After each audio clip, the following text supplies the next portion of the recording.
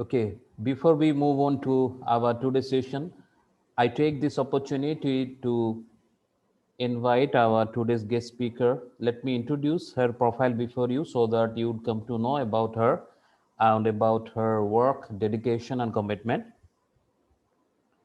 Rumana Jeffrey, currently she is serving as Block Development Officer, Government of Odisha, Emrampur in Kalahandi district.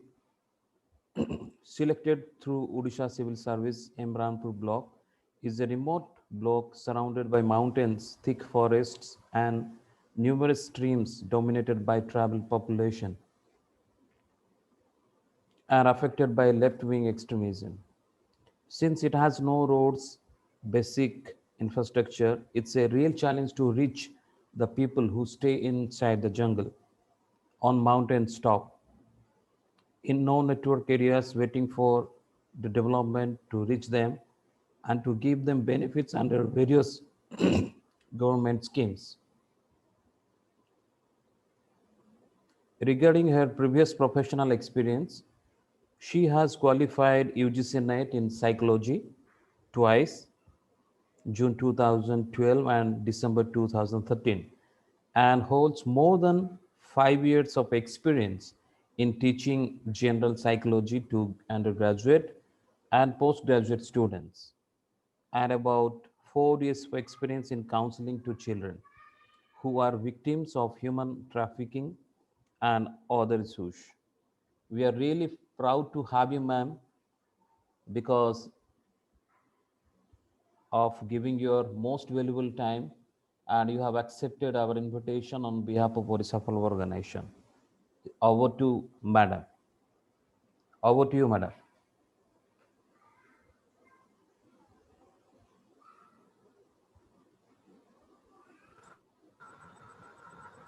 Okay, thank you so much, Amod sir, for giving me this platform to discuss about the work that we have been doing in this blog. And I have been posted here as video since last 2.5 years. And as you already mentioned about the profile of my blog, it's really thankfully and by grace of God, I think, and with a very good team, I have managed to carry this forward and to reach those people for whom actually this post is created and for whom. कल छुट्टी है कल छुट्टी है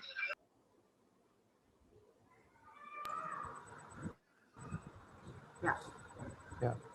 yeah. Am I audible now? I Yeah, think yeah, it it's yeah, was audible. muted. I think. Yeah, it's audible. Yeah. Yes. So yes, that's what I was saying. That since last 2.5 years, it has been a very exciting and a roller coaster kind of a ride for me here.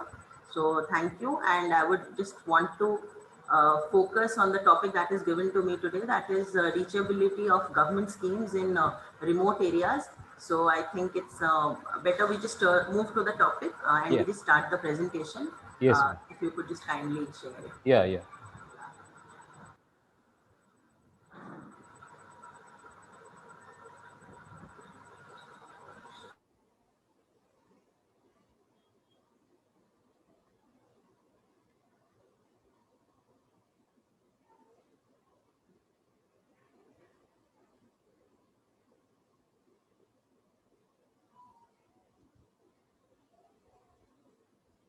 Yeah, it's visible, ma'am. Yes, yes, it's visible. Yeah. I think we should just also ask the other participants if it is visible or not. Yeah. Yeah, others can just tell us probably on chat or on voice whether the presentation is visible to them or not. Or maybe Amod, you can ask. Yeah. Dear participant, whether this PPT PowerPoint is visible or not, kindly write it down in chat box so that we can try our level best. Yeah, it's visible. Yeah, it's visible. Oh, Yeah, fine. Then we'll just start. yeah. Uh, Come on,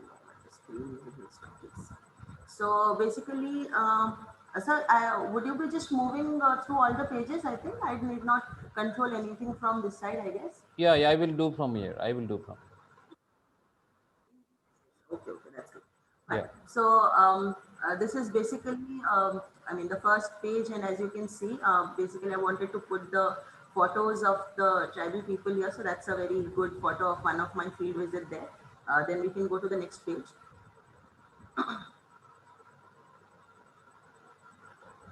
Yeah, please move to the next page. Yeah.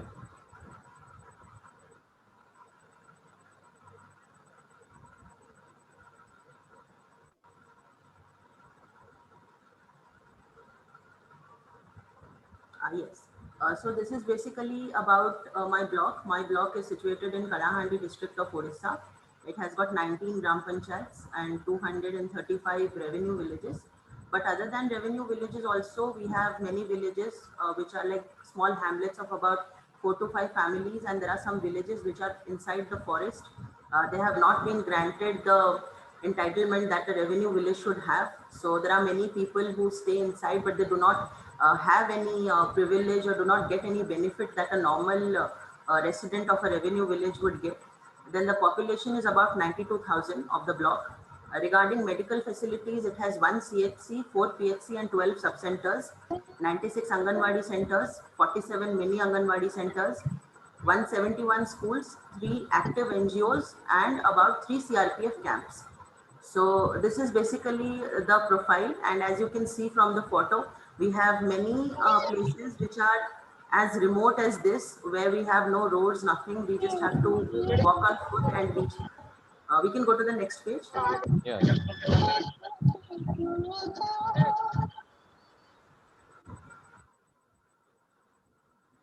Yes.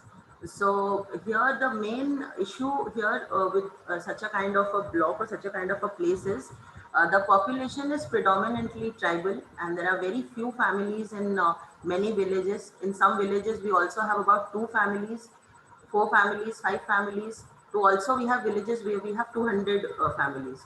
So then again, migration prone, you would hardly find people contributing to the labor force here. Rather, they would migrate to other places of the state and of many remote and inaccessible areas, which I would, which again we would see in the coming slides. Then there is no basic infrastructure like road, bridges, electricity, mobile network, poor social, health, and educational indicators, and also there is a problem of Naxalism or Maoist Maoist affected areas also. So that again is an issue. Basically, these are whatever I have written down. These are what is the social fabric of the block.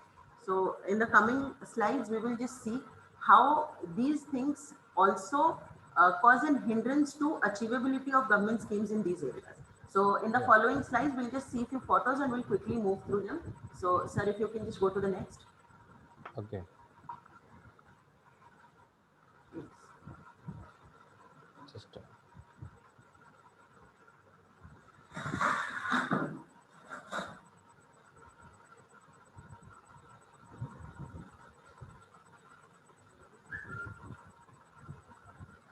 Yes, so these are the hardships that people face there.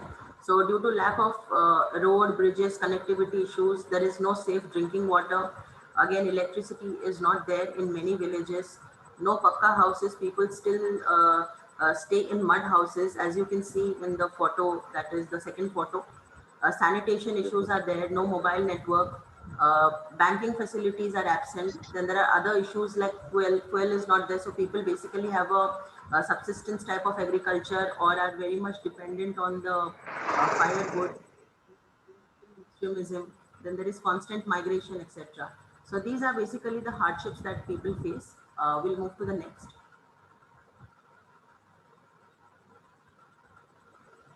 So these are few of the photos I have put so that people can have a glimpse of the block. We can just quickly move through each slide. I think Yeah, there's yeah, not yeah. much to tell about it. Yeah. They're very much self.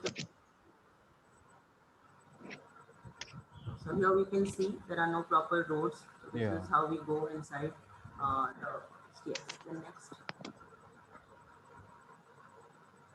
Yes, so these are some of the slides. So this is again one village.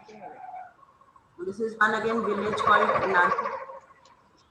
Since there was no bridge, we actually had to cross through the river and reach there. Yes, then next. This is again one village which was on the top of the mountain. So this is how we went there. Yes, then next.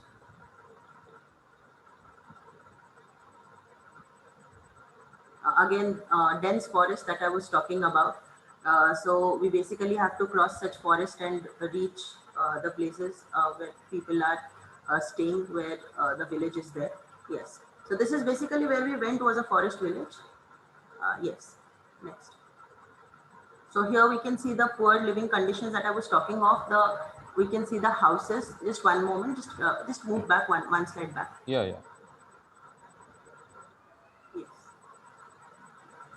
So basically we can see mud houses that I was talking about, and also we can see the houses here that have totally been built with wood, and also they are built on the rock. So basically it is a kacha house. Yes, we can move forward.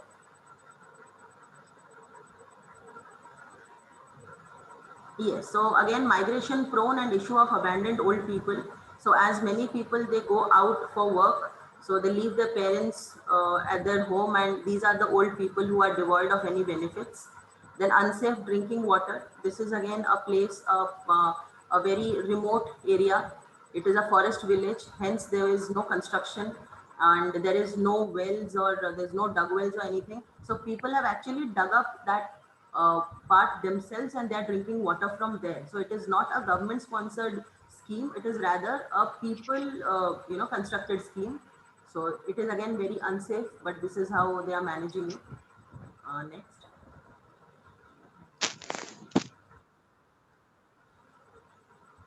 Yes. So coming to socio-economic condition, as we can see from the photos also, there's a lot of poverty. Many people are below poverty line.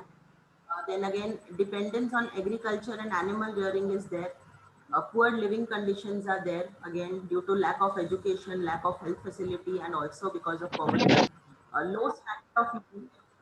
Again, low standard of living is because the commercial side of the materialistic world has not reached many of places, and still they are very much self-sufficient and self-dependent on whatever they are producing and whatever they are earning.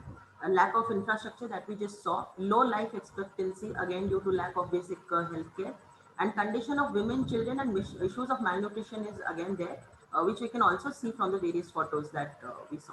Okay, the next we can move.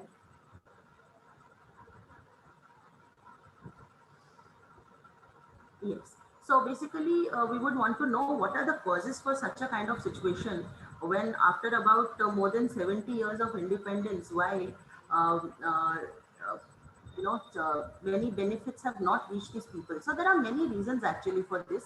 The first reason is that predominantly tribal population and their resistance to changes that creates a block for the implementation of new ideas. So whatever traditional beliefs they have, they do not let any new scheme hinder with that. So I'll give an example. When we started constructing toilets a year back under Swachh Bharat Mission, which is also known as IHHL, that is Individual Household Latrines. Now, many people in the tribal areas have this belief that a toilet should not be present inside the house or near the house. So they resisted or they reacted vehemently that we do not want a toilet, and a toilet should not be constructed, and open defecation or going out to defecate is very much a part of our culture and very much a part of our life, and we should be encouraged to do that, and we should not be forced to construct a toilet. So again, that again was a very strong, you can say, a roadblock for us while implementing the scheme. Again, as I told, very few families are there in some village, so we are not able to provide any benefits to them. Like I'll tell you an example. Uh, as per the government guideline, we can give a tube well to a village which has about 150 families. Because the main reason why a tube well will be given to such families is that a tube well needs to be pumped around 1000 to 1500 times a day for its longevity to remain. But when there are just 4 to 5 families in a village and we give a tube well, it will not work, or the benefit of that tube well will not last long, since just few families of 30 40, just a few village of 30 40 families or 30 40 members will not be able to pump that 1500 to 2000 times. So that again, they are devoid of benefits. This is one main reason. And extremely scattered habitations. When we go to certain villages, we see there would be just 20 families, but among them they would have made certain hamlets of 2 families at one place. About half a kilometer they will have 5 families again at one place. So again, even if you want to give them something, they are so scattered that it is not possible to bring them all under one fold. So that is one issue.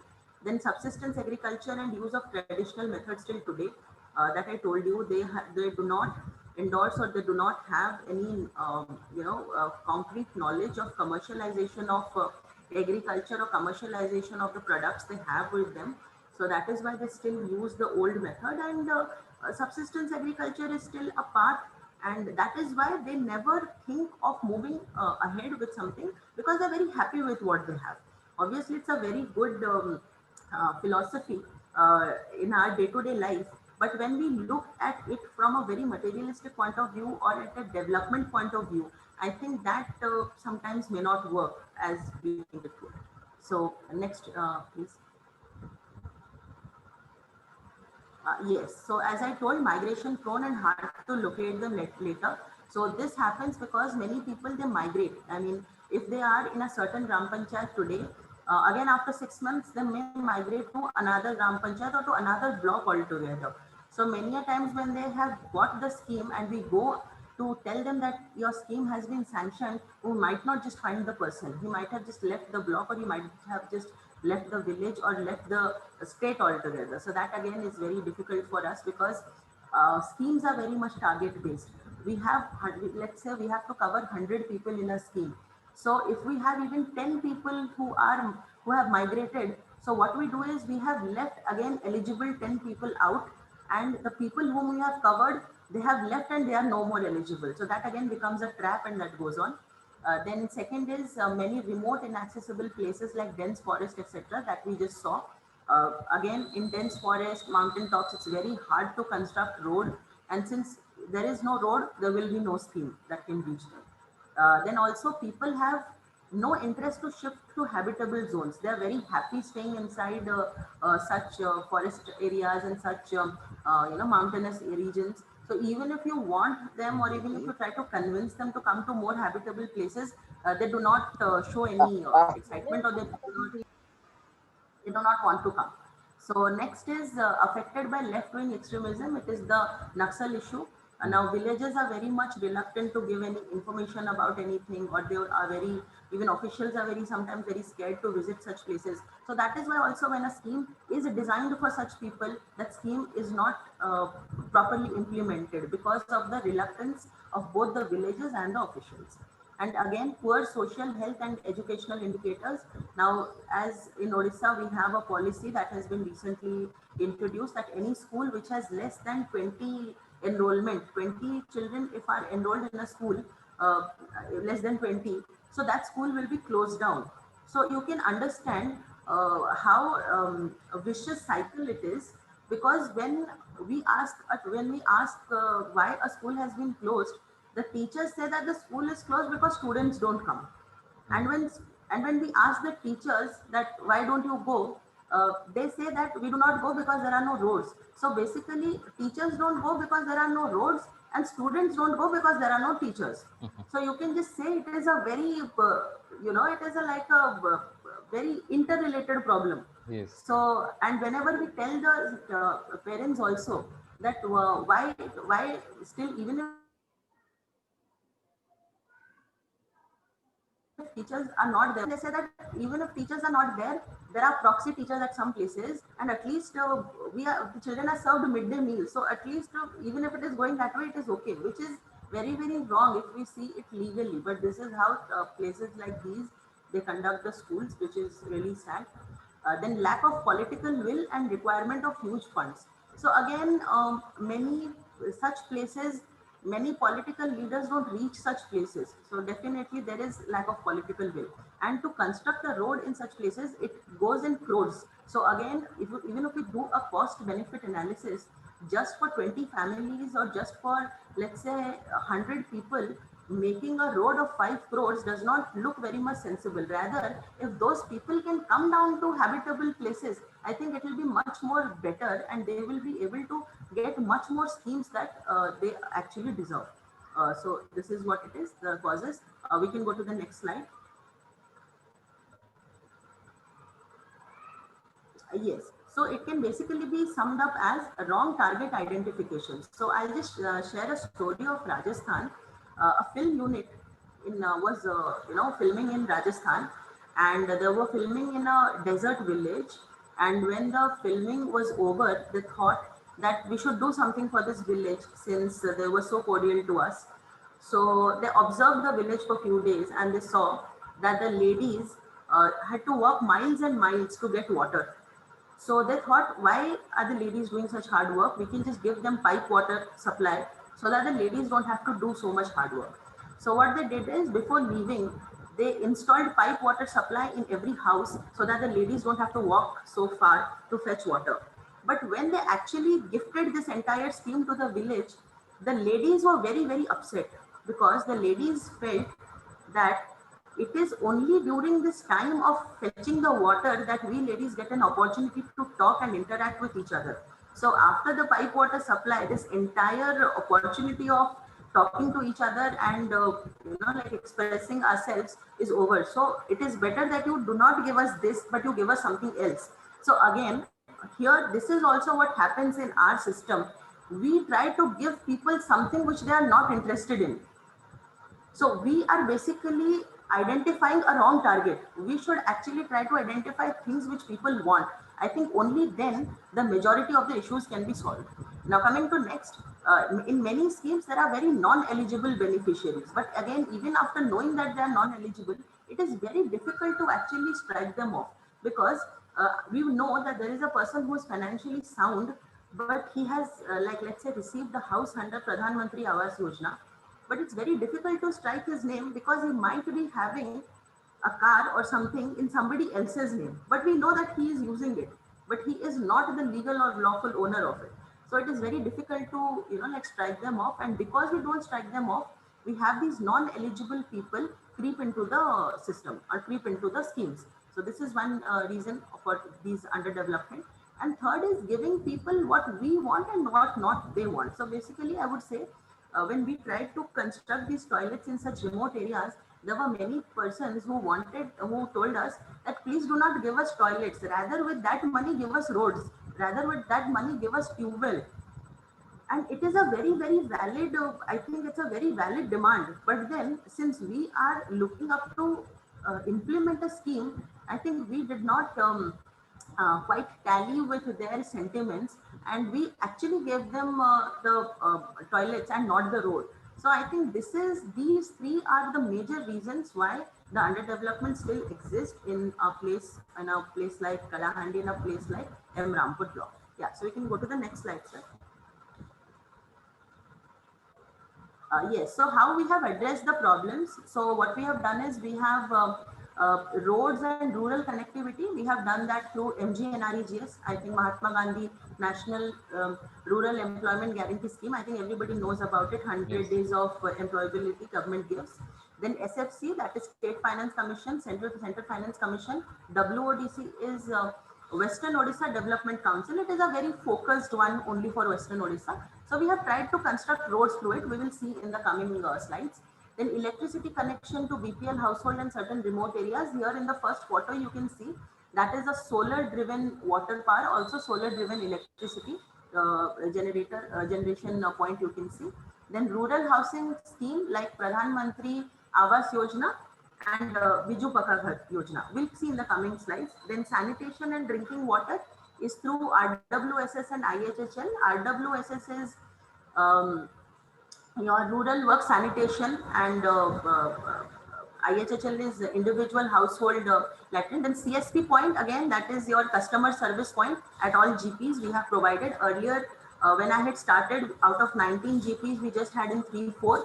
Thankfully, now we have in all 19. So here you can see the ladies who, instead of going to the bank or crowding the bank, they can actually go to these points and get the work done, Aadhaar corrected, updated, they can withdraw money, etc., etc.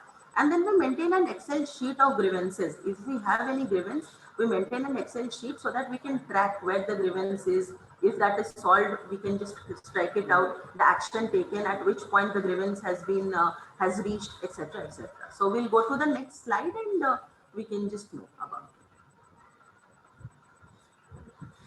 Yeah, so here improving roads, I'll show you this example. This is a road of Kamring village. It's in Singpur GP. So this is how the road was before 6 to 8 months, where we were not even able to go through bike properly. We had to go to bike, then stop, then again walk, stop, walk. And here you can see on the right hand side, it's the same road. The ghat cutting has been done, and now a four-wheeler can fly. So that photo also has been taken from the office jeep, as you can see. So here there was a road where we could barely walk. Here there is a road where even four-wheeler can go. So this is one change that has taken place. Yes. Next. Yeah, so this is the house to the people that we have given. These are house of two different schemes. One is a Pradhan Mantri Awas Yojana house and one is a Biju Pakka Ghar. So you can just see the first house. You can see we also have just to encourage people. We also have a message painted of stop migration so that people don't migrate, and they construct the house and they get an REGS work here in the block itself. Then we have a BPG house. You can see the person who is on my left is the beneficiary of that house. So he basically had a very tattered and a broken house, and then we gave him a house under Biju Pakka Ghar, and he has successfully completed it. Yeah. So next we'll go to the next slide.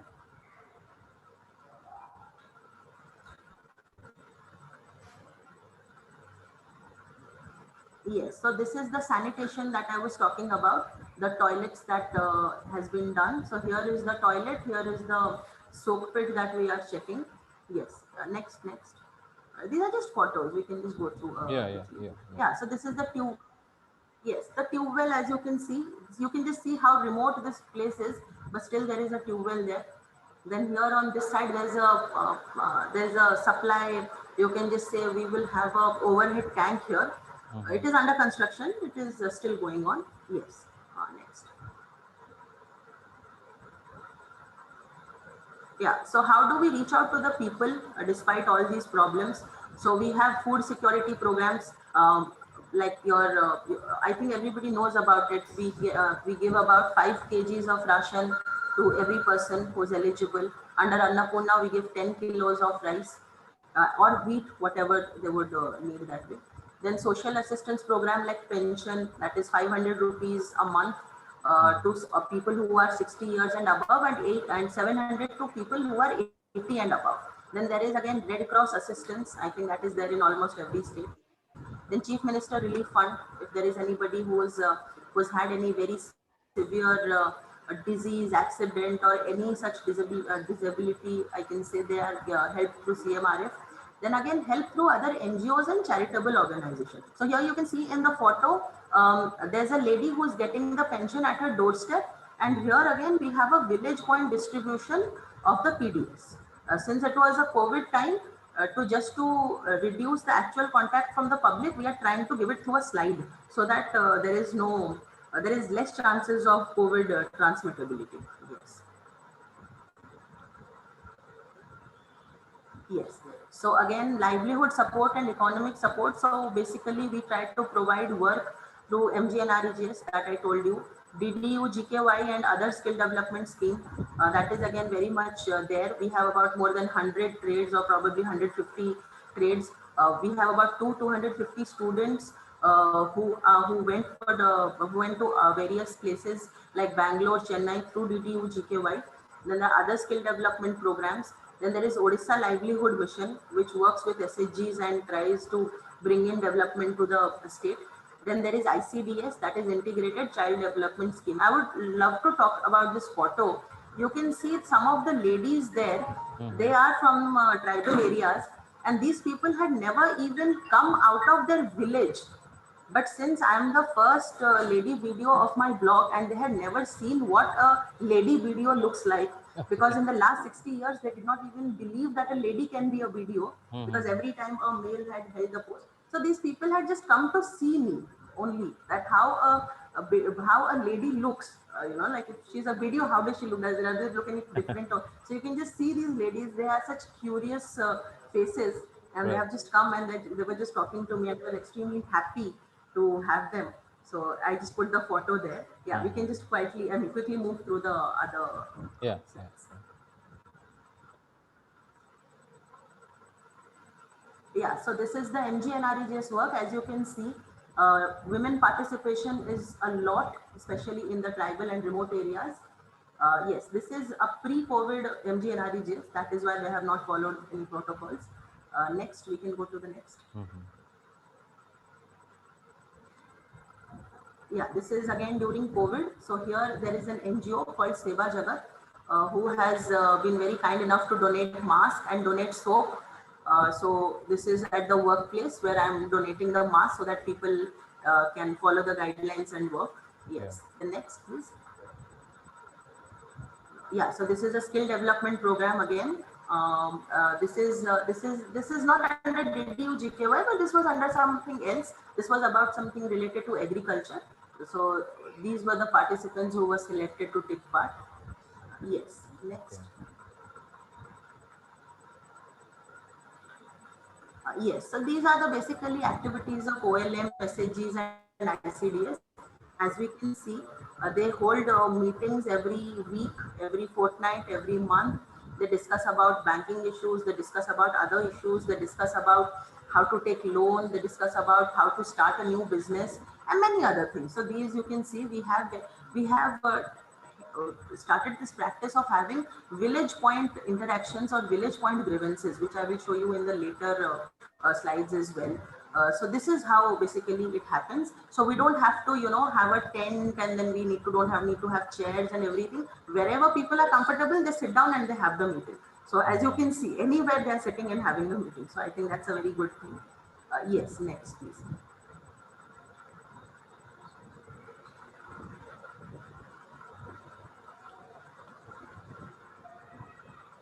Yes. So this is again other things that the SHGs have taken up: Nutri Garden, beekeeping, compost pit, cow shed, goat shed, etc. Here you can see the Nutri Garden. They are preparing the Nutri Garden. This is what they finally had the produce from the Nutri. I'll just love to explain the concept of Nutri Garden. I think it's a wonderful concept.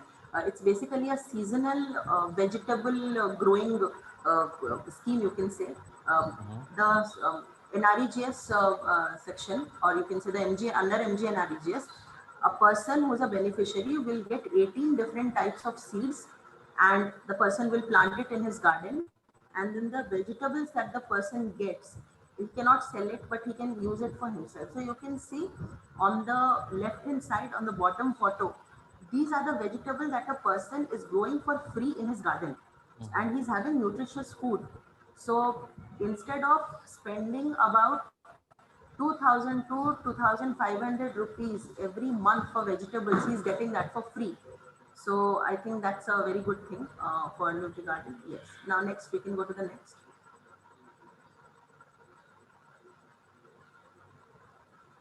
Yes. So again, what have we done is we have focused on village point grievance resolution in presence of all section heads. So what we do is we go to a village. Like you can see, I have gone to that village, and that lady is directly interacting with me. She's telling her issues. She's just telling me about the pension she has received. She was trying to get a pension since last 3-4 years, but finally she received it. So she is very happy. She's telling me that. Again, if you can see on the bottom two photos, it is village point PDS distribution. This side also, it is village point PDS distribution. We have just, like given chairs and everything to the people to sit down. So as I tell you, village point resolution, what we do is we choose one day of the week, or at least one day out of 10 days, in 10 days. we go with all the section heads. Section heads here would be the one who's looking after ration, the one who's looking after house, the one who's looking after sanitation. We all go as a team to that village, and then we just ask the people if they have any issues. Some can be solved there and then, which are not being solved there and then, and they have any interconnectedness with other departments. We just we just bring them to the fold, and then we try to solve it for them. Yes. So next, please.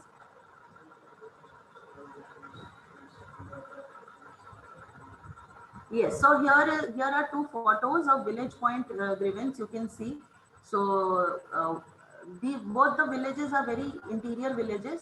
So here we just sit with the villagers and we ask them what they want. So it is easier to coordinate with them. They just tell, okay, this is what we need or this is what we want, and we try to focus of with if there is anything that has been left incomplete. So we try to solve that also. So this was a Village Point grievance. We can move to the next slide. Yes, but even after so much of work, there are still some issues that have been left unattended to. First is the mobile network. Many mobile companies, even after we have contacted, they do not take much interest to come and solve this issue because of one is a Naxal issue, because 2 to 3 incidents have happened where many miscreants have actually burned down vans and burned down their equipment. So very afraid to come and set up their network. Then the fuel issue still remains unsolved, even when through various schemes and NGOs have given them chulhas and other things to other methods to use for fuel. They don't use that, and there is still the traditional dependence on trees and firewoods. You can just see on the top picture of large scale deforestation. This is again due to the due to the fuel factor. Then less enrollment in schools is again still a factor. As I told, teachers don't go because students don't come, and students don't go because teachers don't come. So again, that is a repeated cycle we can see. Less or no doctors in hospital, that again continues. Less officials and manpower in government offices as well. There are many regular recruitment in such places is not done. So that again is an issue. And the issue of left-wing extremism, that is still prevalent. So you can just see on the bottom of the photo, you can just see there is deforestation also, there is no electricity also, there is no road, nothing. But still people don't move out of these places, and they still keep demanding roads. So the road that you see we are walking on is basically a MG-NREGS road. It is not a Pakka road because it is very tough to construct it there. Yes, next Yeah, slide. yeah. Yeah, so that was it. These are the few of the things that we have taken up in such places. I would be very happy if after the presentation everybody else also suggests me how we can do even better work here. We have tried our best. We keep trying. We come up with innovative things. But yes, more the interaction, more the ideas. But I would definitely love to say one thing about the photo that I have put, because this photo is very close to my heart. It is a forest village called Budadaring, which is very far away from my block. It's about 75 kilometers from my block, and it is a forest village. So basically there is no scheme, nothing. So we basically had to walk about 10 to 12 kilometers to reach this village. And after the meeting, it was very hot. And since there is no electricity, I was just standing out and sweating a lot. So this lady, she was so kind. She saw that it is so hot for me. So she placed this pallu of her sari over my head so that I don't feel the heat. And I just love this gesture, because I think it is these gestures and these blessings that motivate us to work hard. It is not anything else. It is not money, or it is not anything else, but these blessings and the joy on the faces of these people actually tell us that how we are working and how we are reaching the people. So that is why I think it was a great moment that I really wanted to capture, and hence I've shared it here. So thank you. That was all for the presentation from my side. And if there is any suggestions, any questions, any observations, any feedback, I would love to take it. So thank you, Amod sir, and thank you, your organization. I think it was a great opportunity for me. Thank you so much. And over to you now. Thank you. Yeah, ma'am. So do they understand your language, ma'am? Do you understand their language, or do you feel any barrier is there? Yes, I understand the language. Yes, yes, I have understood. Also, I do speak, but then again, it's very broken. Okay. But the language that they speak here is Kui. It is not Kalahandia, it is Kui. So Hui, that I yeah. don't understand. We need to have a translator there. Yes, yes, a local person only. He translates it for us, so that is how we do. Yes. Okay. Okay, thanks a lot for this beautiful presentation, ma'am. So now this is time for the participants, those who have been listening to our guest speaker. Now this opportunity for you all to interact with our guest speaker. If you have any queries or suggestions or feedbacks asked by ma'am, madam, so you can ask to ma'am.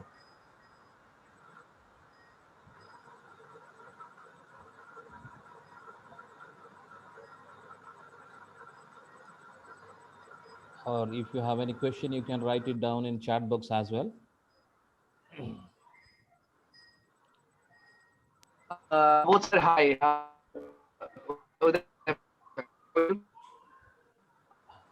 Yes, you're there. Yeah, yeah. Please go on. Either You know, your voice is cracking over there. seems like we have some network problem. Uh, Okay. ma'am, am I audible now? Yeah, you're audible, Yes, but yes, it's yes, cracking. yes. It's cracking in between. I don't know. Yeah, yeah. All right, then in that case, I need to get outside, but I won't be visible. So Okay. let me go on. Let me stop Yeah, my now you video are and audible. Other now let me you go are outside. audible. Now you are audible. You can ask. Yeah. All right, all right. No, nothing to ask. I just wanted to say, about sir. First of all, I appreciate your initiative, and it's really awesome and wonderful whenever I see an initiative by you where you bring some dignities. But yes, this session I personally requested you to allow me to join because I know Romana ma'am since last 1.5 year, Yeah. and I'm aware about all her activities, all her hard work, interior part of the state where not even roads are there, not even I have gone through a lot of stories and I know how literally being at such a high position, she has always shown a beautiful way of humanity and the way she has interacted with all those who never know, Mm-hmm. like the basics. They never know about their rights, responsibilities. These are something which she has always gone and forwarded her kind hand. That's really awesome. Yeah. And her today's interaction was beautiful.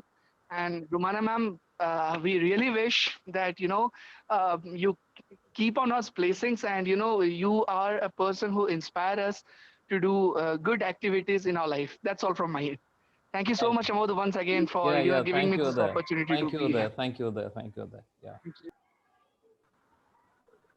Hello, Yes. hello. Yes. Yes. Yes. Am I audible? Yeah, yeah. Kindly introduce yourself Hello. before you ask Yes, question. Yeah, yeah. You're audible. Yeah, yeah, yeah. Okay, my name is Daridra Bhanjan Sahu. Good evening, ma'am. I'm professionally and personally very good friend of Amod Kumar Naik also. So, ma'am, I would like to appreciate a lot, and really, it's a great thing. You are doing a great job. As well as I have more than 10 years of experience in social development sector. By profession, I am also a social worker.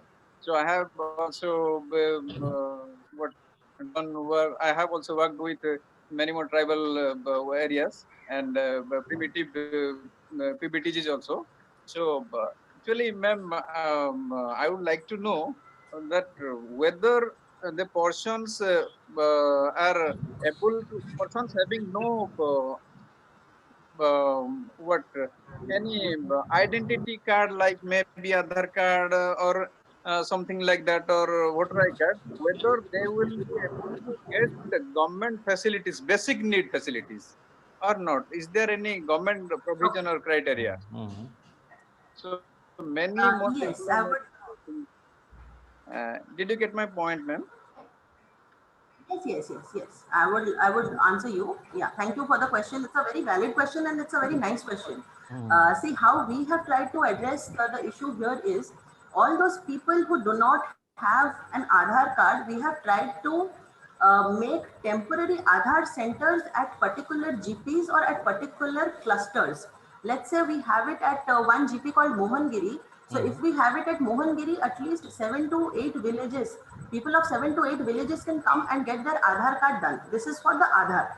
Second, if we have, for the voter card, now many people do not have vote card or many people have lost their vote card.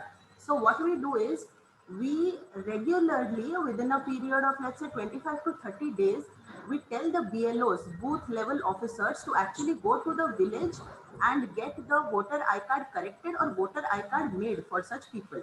Now, let's say even if this does not work, then there are other ways to do it, as in a sarpanch can give in writing that this is a person who is about this much age doing this work and is a permanent resident of our GP, signed by a ward member, signed by the PO of that GP.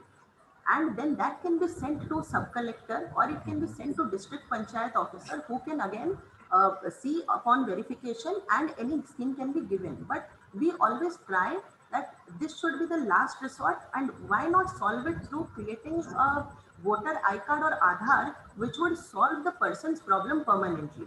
So again, I would say the solutions are there if we can take certification. Like let's say there is a person, there are many persons here who do not know what is their age. Many of them happen. So they don't know what is their age. If you ask them, they would say, I was born prior to 5 years prior to this event or 4 years after this event. So what we do is we try to take a certificate from the Anganwadi worker, or we try to take a certificate from let's say the ASHA or the ANM. So obviously these things without a valid I card, things are possible, but that would need, you can say that would need a coordination of many departments. Better than that, it's always better to instruct your BLO to get the voter card done, or instruct your Aadhaar operator to go to GP or village point and get the Aadhaar card done, which we follow. That's it. That was the answer. Oh, okay, thank you, ma'am. Hello, am I audible? Yeah. Yes. Yeah. First of all, thank you, sir, for giving me an opportunity to be a part of this webinar, and really grateful and thankful to ma'am for doing this amazing job. I'm also a tribal guy, and I'm Jitendra Maj actually, and I'm pursuing BLLB. I'm a law student. So what I wanted to ask is that don't you think, ma'am, that you mentioned in your presentation that people are, or rural people are often stating that they are not getting benefits from the government, or they are not aware about the schemes, or they don't want any benefits from the blah blah etc. So don't you think this is also because of lack of the like government at some point also? Lack of government in the sense lack of awareness or lack of reachability. Yeah, because we have PITA initiative there, I guess. So, which is for like informing or aware people or rural people regarding the schemes, new schemes which are coming. So, don't you think there is a lack of which people are, like, officials are not reaching out to the like, places which are remote places? What should we Definitely. take I think in approach? Yeah. my entire presentation was on this point that since there is a resistance of people to move out from inaccessible area to accessible areas, many a times even if government officials want to cover them under schemes, it is not able to. Like I would give you an example on my part. When even see, there are some places in my block, some villages which are more than 50 kilometers far from my villages, and to those villages you can only walk, no bike or no car would go. But if I go to those villages frequently, then the people from other such places will come to my block and will not find me there. So what I do is I try to cover these places on Sundays. But again, see, since we have no mobile and connectivity, no network, if those places, if those people do not know beforehand that I'm coming, so what they do is they leave for places of work. They go to work in NREGs or they go to the field or something. So many a times we have gone to such villages and we have come back empty-handed because we could not find the people. So I would say Yeah, ma'am, it is very tough for us to also reach them. Many a times it is very tough for them to also reach us. But what we have to, only to solve that, what we do now is we have started this village point grievance that I was showing you. Yeah, What yeah, we do I is see. we make a schedule. We make a schedule and we also make a mic announcement that on this and this date a village point grievance will be done in this village and all people must remain present. And when we go, we take all the section heads so that they can explain the people about the schemes that if you have this, then this scheme you can avail. If you have that, you can avail that scheme. So now this awareness is a lot more, since you can see that, as I also mentioned in my PPT, that we do not need any tent or we do not need any building. Wherever people are available, I tell people that you just go and tell them about the schemes. Everybody should know about it. Right. So yes, being in an inaccessible area, that is a problem for them also, problem for us also. But yes, we do try to reach them as much as we can, because many a times it is not possible for us to leave office and just to go one village and then again to cover, because we have more than 80, maybe 100 villages which are not accessible by, like by vehicle. So that is one factor is there. But we are trying. We are seeing. I mean, if, like awareness can be there. Yeah, ma'am. Yeah, that's amazing job, and I'm really happy to hear that initiative as you shared, like announcing before commenting any meeting or anything. That's a good idea. So because I visited some villages where I talked to people and they said we don't even know what is PITA scheme and then how it's work, etc. So that's why I thought, why it's not processing actually in the way it should would be then.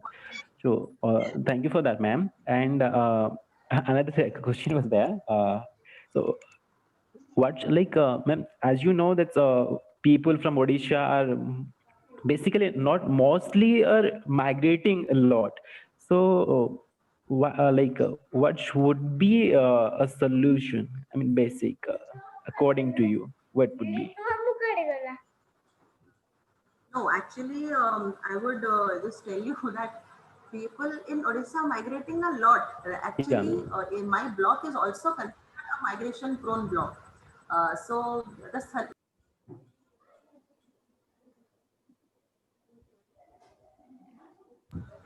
there is no tailor-made solution to this, because again migration can be a choice also. Migration may not be forced, migration may be a choice also. But yes, the recent initiative that the government of Odisha has taken is, wherever there is a lot of migration, instead of 100 days in MGNREGs, they have increased it to 200 days. And the per day payment earlier was somewhere around 198 rupees. Now that has been increased to somewhere around 300 rupees. So that is again one thing they have done. Again, there are skill development programs like DDU GKY, where people can actually follow the trade they want. Now there are many people, when during COVID, when we had many migrants coming back, and government wanted to absorb them under MGNREGs. Now those people told that we do not want to do unskilled work, because there we work as plumber, there we work as electrician, and MGNREGs does not have those kind of trades. So again, for them, skill development programs, for them DDU GKY, I think they work as a very good booster for them. So I think yes, the reachability of skill development programs and DDU GKY should be much more, also with the rank of NREGs. If we are promoting NREGs, we should also promote skill development. So that a person is free to choose whether he wants to stay back at his village and do some unskilled or semi-skilled work. A person would go out and do some skilled work. So I think that could be a best solution. Yeah. Thank you, ma'am. Thank you. Thanks a lot. Yeah. Thank you. Ma'am, how many PIs are there, ma'am? For skill development project, PIA. I do not know since it is closed down now. I Yeah, am yeah. not very updated right now. Okay. But then last time we 18 to 20 had Okay. come. Majority of them were for stitching, Shahi Export and yes, I think Shahi Export, the Bangalore one. Yeah, yeah, Shahi Bangalore. Export. Okay. Another person has written in Hello. chat box, Subhasri Naik. How come people are content with whatever they have and still migrating? Someone, Subhadarshi has written in chat box. I think you can, Yes, Subhash. yeah. No, I'm not able to access that. But yes, that's a very good question. Mhm. That how are people happy? See, uh, as you can see that as I told, the habitations are very scattered, and so are the aspirations. A majority of the persons who leave behind and go and migrate, they are not happy with what they have. But Mhm. all those people who are left behind and they do not know how to leave their paternal place and go, they are in a way forced to be happy with what they have, because they have not gathered any skill in all these months or in all these years to start anything new. So even when we try to, because when a person tries to migrate, he also tries to take his family. But these are the people who are left behind. They do not want to go with him because, again, there at a new place, it is a very uncertain thing for them. So all those who are migrating, these are the ones who are trying to find out new livelihood opportunities. But the ones who have stayed back, they do not want to be disturbed at all, not by their family members also, and not by any government official or scheme also. So that is what I basically mentioned, that all those who are staying back and all those who are little, you can say, I would not use the word laid back, but all those who are resistant to anything new, they're very happy with their life. In fact, I would love to share this. We have more than 300 COVID cases in my block, and it is extremely surprising that not even a single case is from these inaccessible areas, because these Mhm. people remain so excluded and so secluded, and they remain like so far away from the mainstream that COVID did not reach them, and they did not even intermingle. They never came for came forward to like violate any guideline or anything. And I think that's a great thing. They never even faced any issue when there was lockdown or anything, because that didn't matter to them. So that is what I meant by self-service. Okay. Hello. Hello. Yes, yes, yes. Yes. Ma'am, Daridra Bhanjan Sahu again would like to ask another question. Yes, Ah, ah. Ma'am, this is the question that is there any right system to track the zero left out from basic needs in GP or block or district level? Is there means any system or any laws or rules are there whether zero left out can be tracked? Okay. no, I would not say there is any zero left out tracking system, because many a times when we do a survey also, the entire population of the village is not available. Like many a times, even when I am involved in the survey myself, I go, we do not find those people there. So it might be possible in a plain area, but it is very difficult in a mountainous region or in a region where the you can say the borders are not very distinct. Like let's say we share a border with Kandhamal district, and many villages of my block can be reached through Kandhamal, but not through Emrampur, because there are no roads. So Okay. it is very difficult because they do not have a distinct border. Mhm. So it's very tough. That way it is very tough. Ma'am, even if may it not be a border or may not be a what hill area or tribal area, but in plains area also, is there any what can it be done? Means many issues, day to day issues are going on in many system. I'm talking about the basic needs. Only at least any Yes, basic needs means any person from the basic need. So that's the so thing. I Can it will be? Just I would like to know, Rather this than is not answering this, I'm not talking about the government doing or not doing, but thing is there any system? So that can be. no, say I would say there is not any strict system like that which is available. In only the only way is through survey or through we can say continuous vigilance if there is anybody left out, anybody left out. But again, that also puts a pressure on the government official also. I'll just share an example with you. We have something known as SECC list, socio-economic caste census. That is how the people are given a house under PMAY, Pradhan Mantri Awas Yojana. So you can say like there are about 500 people who are in the SECC list and who will get a house.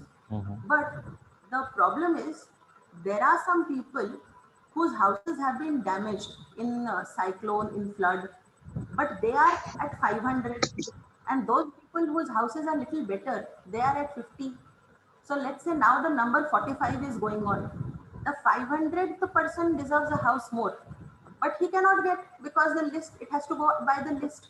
So let's say, uh, even if we want to give him a house, again we have to, convince some person to give up his number, come to 500, and let's say if the 47th person we are trying to convince, the 47th person has to come to 500, 500 has to come to 47th. Now that is almost impossible. Nobody would want to do it. Yeah. So that is how, even if we try to cover everybody, because lists are such the chronology has to be maintained, it is not possible always. So that is what I'm saying, that even if we try and do it, every scheme is target based, and every scheme has a number. Even when we have to give ration card, we know that 1200 people are eligible, but we get a target of 500. So even if we try, we cannot cover everybody. So these are the like actual things that come up. Okay, thank you, ma'am. Thank you. Thank you so much. Okay, we are running short of time. Is there anyone, any of the participants? You are encouraged to ask question. Madam might be having another schedule, another work. Hello.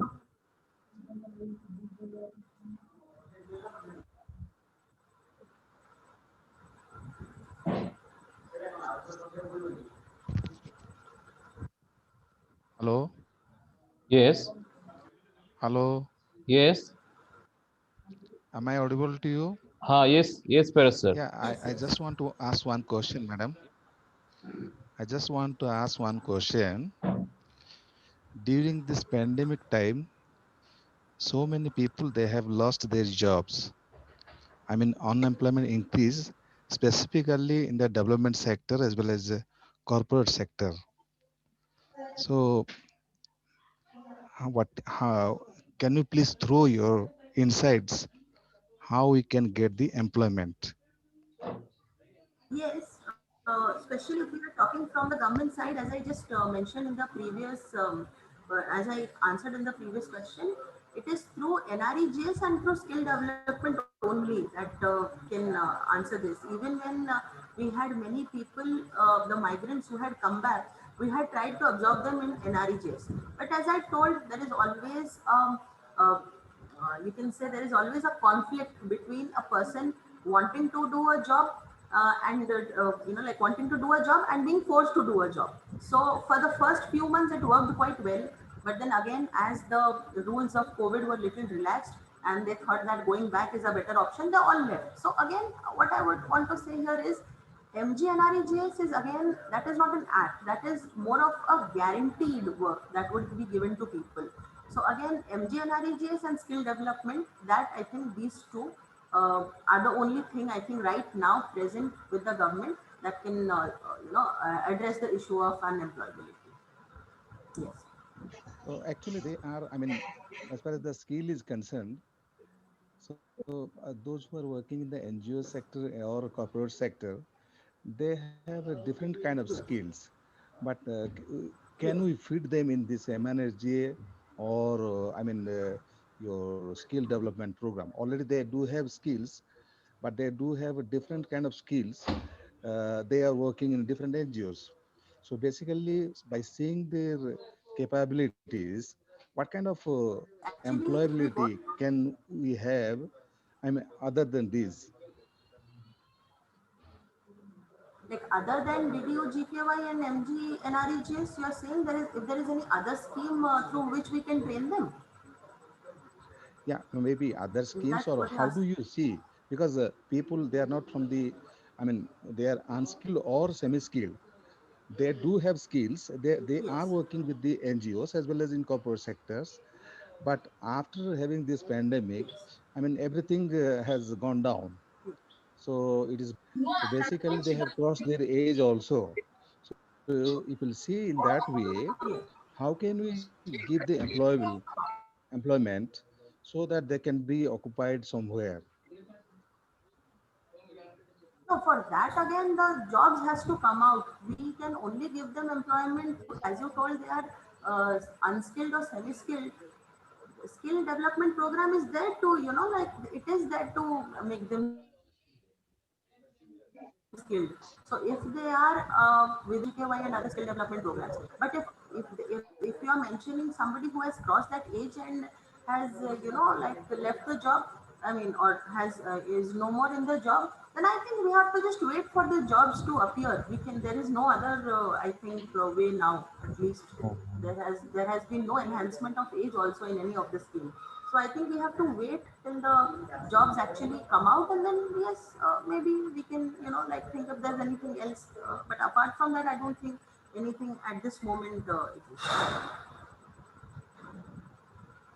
Yes, thank you, madam. I was thinking that, I mean, except this Yeah. employability schemes from the government, some kind of other things Yes. should come up. Yes. I mean, some are thinking about that one, no, from the government sector. So Yes. Mhm. No, other not than these have. schemes, yeah, yeah. Thank you, madam. Thank you. Thank you, sir. Thank you, Parasa.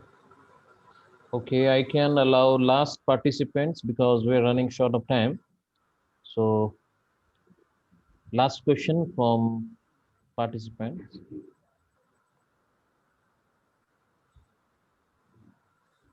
Yes, somebody wants to ask. I think she has raised the hand. Uh, I do not know what raising hand means. Does yeah, that mean a question? Or... Princess Jenna. Princess Gina wants to say something? Yeah, he has raised.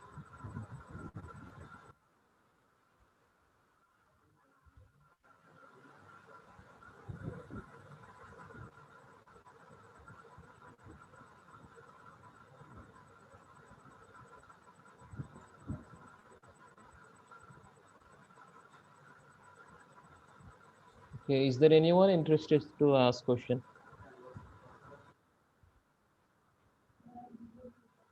Or else you can write in chat box as well.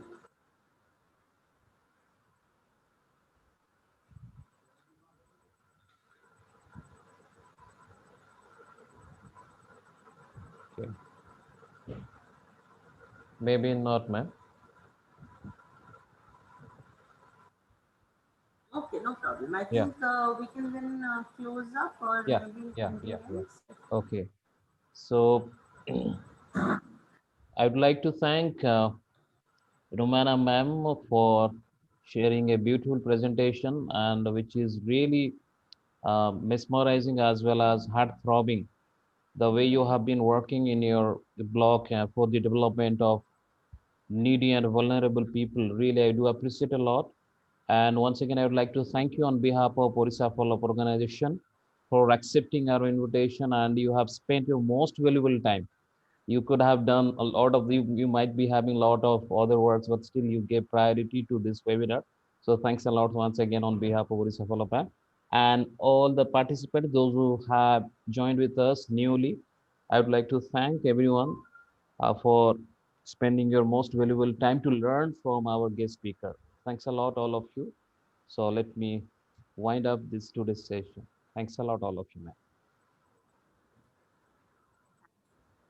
Thank you so much. Thank Yeah. you. Thank you so much, madam, and thank you so much, Ahmad. Thanks a Very lot, nice Paras. session. Yes. Thank Thank you. you.